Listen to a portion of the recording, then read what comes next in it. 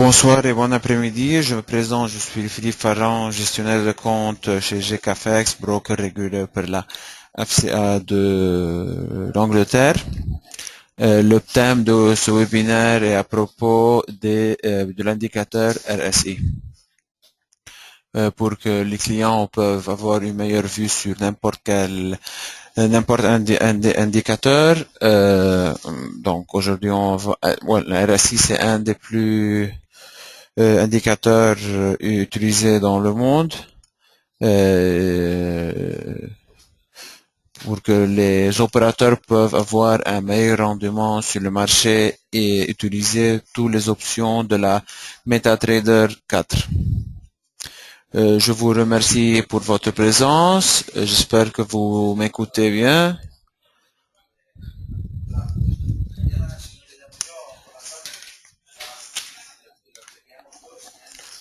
Donc, premièrement, GCAFEX est un broker de CFD. Les CFD, c'est un instrument financier dérivé flexible qui permet de réaliser des profits indexés sur la variation à la hausse comme à la baisse d'un actif. Cet actif peut être une action, un indice, devise, n'importe quelle chose qu'on peut observer sur la MetaTrader. C'est un CFD. Donc c'est un produit à effet de levier. Toujours c'est un produit à effet de levier. C'est une technique destinée à multiplier les profits et les pertes.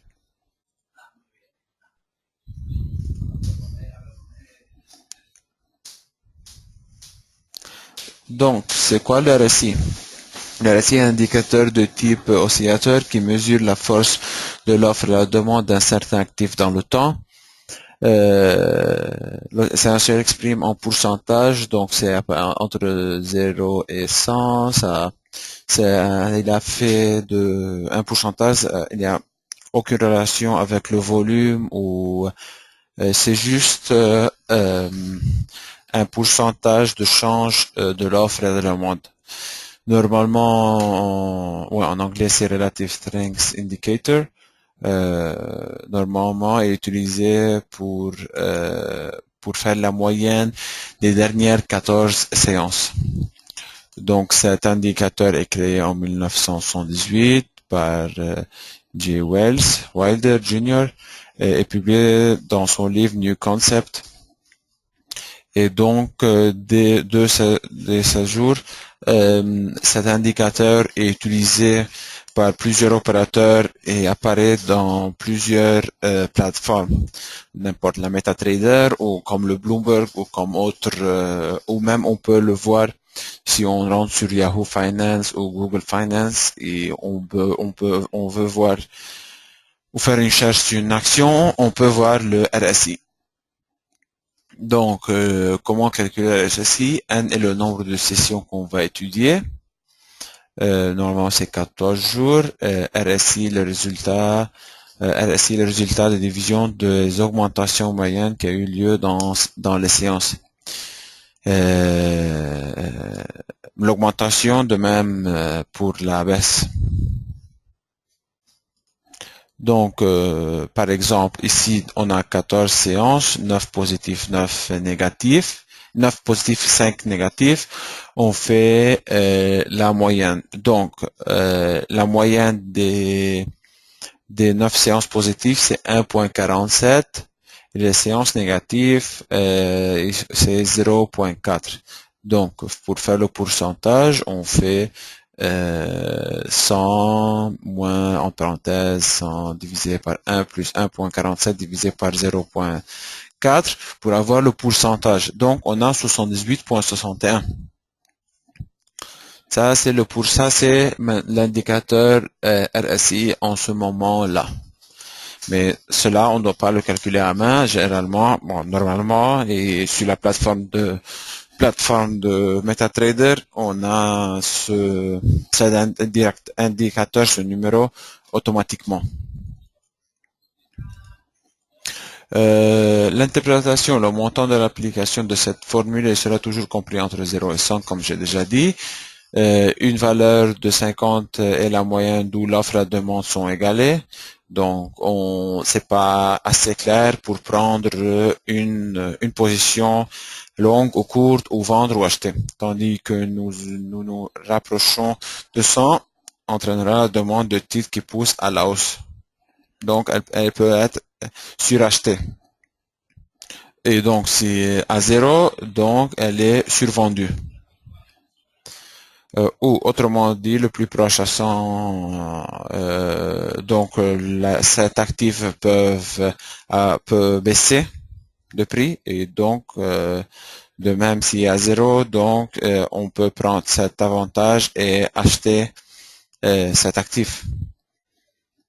Donc, par exemple, l'exemple qu'on a déjà pris, un RSI de 78,61 indique que la valeur est surachetée. Donc, c'est un indicateur qu'on doit vendre les actions ou l'actif qu'on a et on peut prendre une position avec une tendance à la baisse. Donc, on peut voir cet exemple. Donc, le RSI est touché 70, comme on peut voir. Et donc, on peut voir ce dans le graphique. On peut vendre cet actif et racheter ici. On prend avantage d'une tendance à la baisse. De même, elle est ici à 30. Donc, l'actif est pas assez, il n'est pas acheté. Donc, il est survendu. Donc, on peut acheter cet actif et prendre l'opportunité de cette position à la longue pour faire un profit. Donc, il est 30. On peut voir sur le graphique et on peut prendre une action à la longue. J'espère que tout est clair. Vous avez des questions?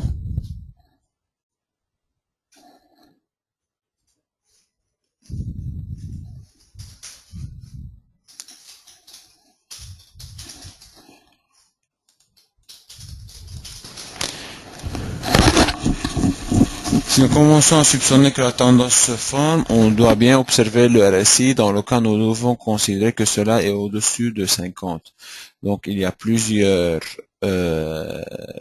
opérateurs que leur niveau n'est pas 70, il est à 50. Donc, on peut voir, ça a été à 50, on a pris une position à la longue, à la baisse. Mais de même, ici, il y a une position à la 50, donc une position à la hausse. Donc, on peut prendre cette position comme avant la tendance. Donc, on peut soupçonner une tendance, on peut prendre cette position avant le marché hausse ou baisse. Donc, ici, il y a un peu beaucoup plus de risques, mais sans risque, sans rendement. Donc, on peut prendre ce risque et avoir un plus haut rendement sur le marché boursier.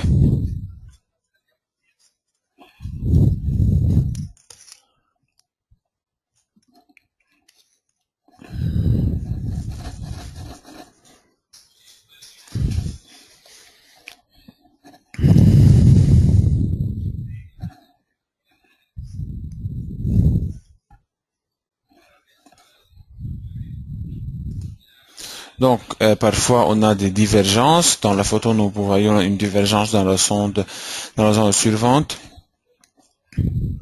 Donc, ici, il y a une suivante, mais l'oscillateur nous a dit qu'on doit acheter, mais le prix a toujours baissé.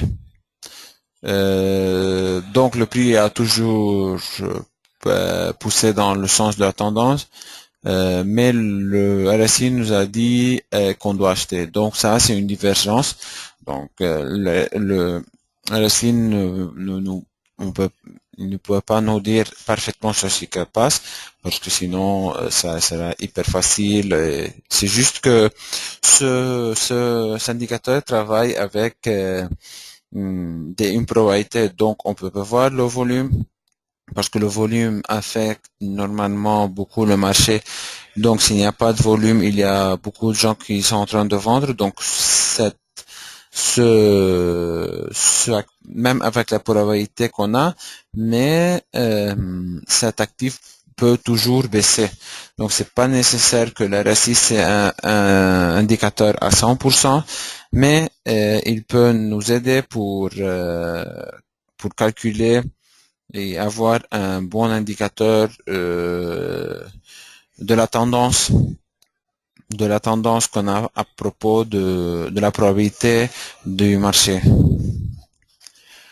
Donc, on peut aller sur notre plateforme, on peut aller aussi sur le navigateur, on peut avoir tous les indicateurs.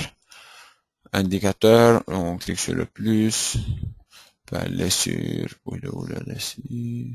RSI. Donc, ici on peut voir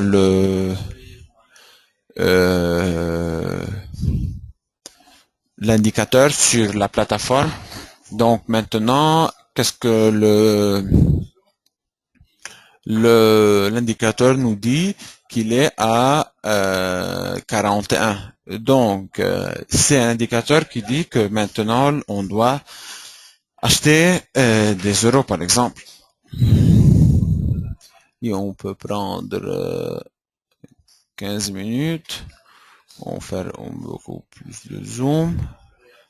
Il dit qu'on doit acheter des euros.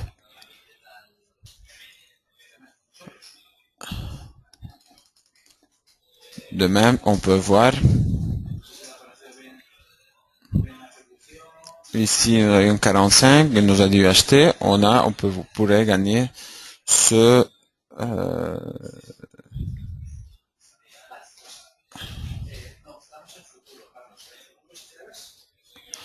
mais de même à qui nous a dit qu'on doit acheter c'était à 45, mais le marché a toujours baissé. Vous avez vu, on a automatiquement ce 30 et le 70.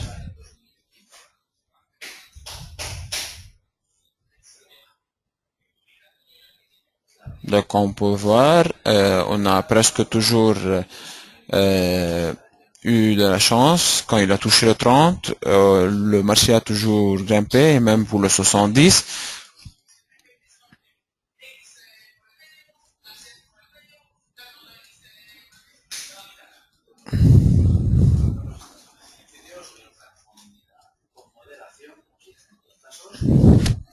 Donc j'espère que tout était clair.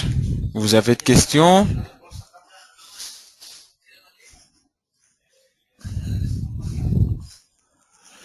Donc merci pour votre présence. Pour n'importe question que vous avez, vous pouvez écrire sur philippe.farran@gkfx ou appeler sur le numéro. Sinon, vous pouvez visiter notre site web gkfx.fr. Sinon, pour n'importe quel doute, vous pouvez écrire sur mon courrier et je vous réponds automatiquement sur votre question, sur vos questions. Donc, merci beaucoup.